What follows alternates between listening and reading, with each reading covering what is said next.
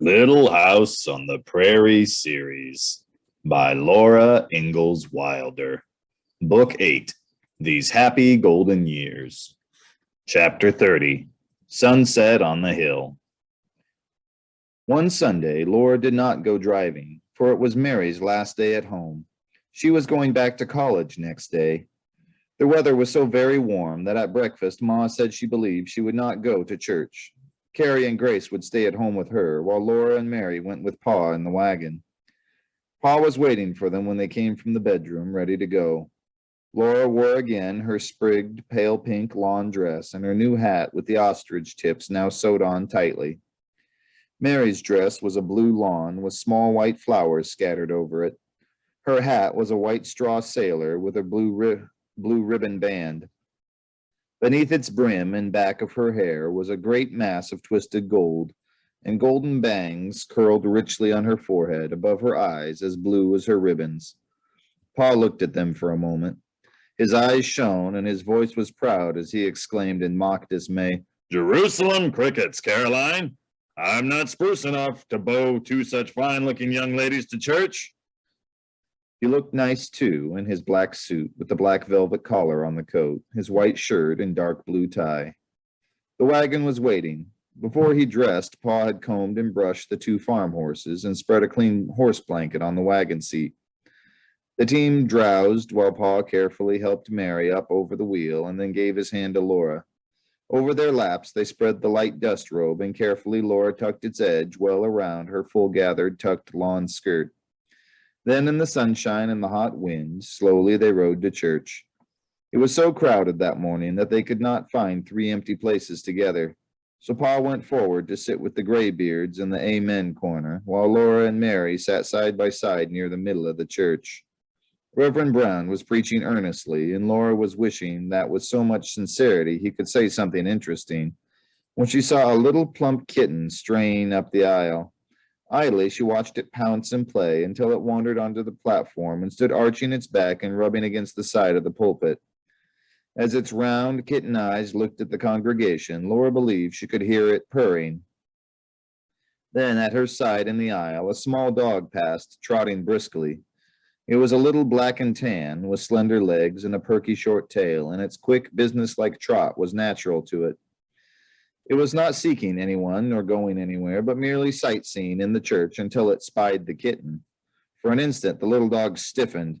Then, with a firecracker explosion of shrill yaps, it leaped. The kitten's back rose in an arch, its tail swelled, and in a flash it vanished from Laura's view. The strange thing was that it seemed to vanish utterly. There was no chase, and the little dog was silent. Reverend Brown went on preaching. Laura barely had time to wonder when she felt the slight swaying of her hoops, and looking down, she saw the tip of the kitten's tail slide out of sight beneath the pink lawn ruffle. The kitten had taken refuge under her hoops, and now it began climbing up inside of them, clutching and clawing its way from wire to wire. Laura felt an impulse to laugh, but she controlled it and sat solemn as a judge. Then the little dog passed anxiously, peering and sniffing in search of the kitten, and the sudden vision of what would happen if he found it made Laura shake from head to foot with suppressed laughter. She could feel her ribs swelling against her corsets and her cheeks puffing out and her throat choking. Mary did not know what amused Laura, but felt that she was laughing and pushed her elbow against Laura's side, whispering, "Behave yourself." Laura looked all the harder and felt her face growing purple.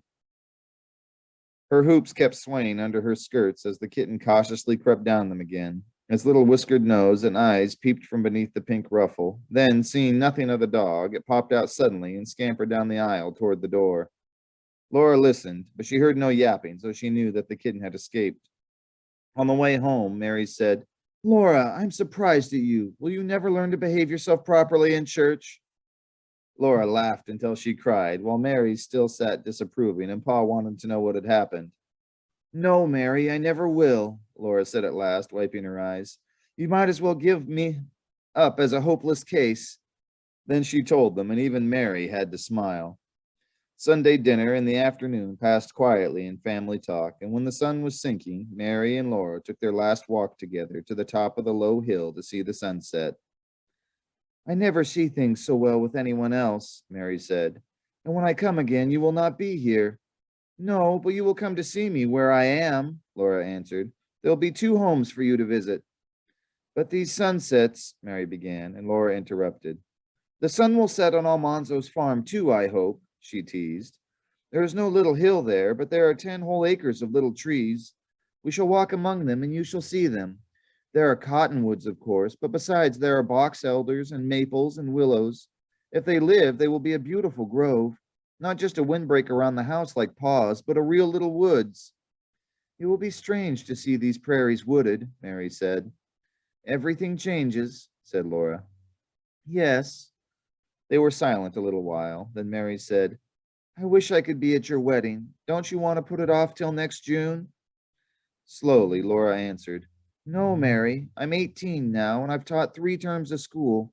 That's one more than Ma taught. I don't want to teach anymore. I want to be settled this winter in our own home. It will be just the ceremony anyway, she added. Pa could not afford a wedding, and I would not want the folks to go to any expense.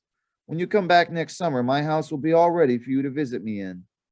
Laura, Mary said, I'm sorry about the organ. If I'd known, but I did want to see Blanche's home too, and it was near and saved Pa the cost of my railroad journey. And I didn't realize that anything would ever change here at home. I felt it was always here to come back to. It really is, Mary, Laura told her, and don't feel bad at all about the organ. Just remember what a nice time you had at Blanche's. I'm glad you went, truly I am, and so is Ma. She said so at the time. Did she? Mary's face lightened.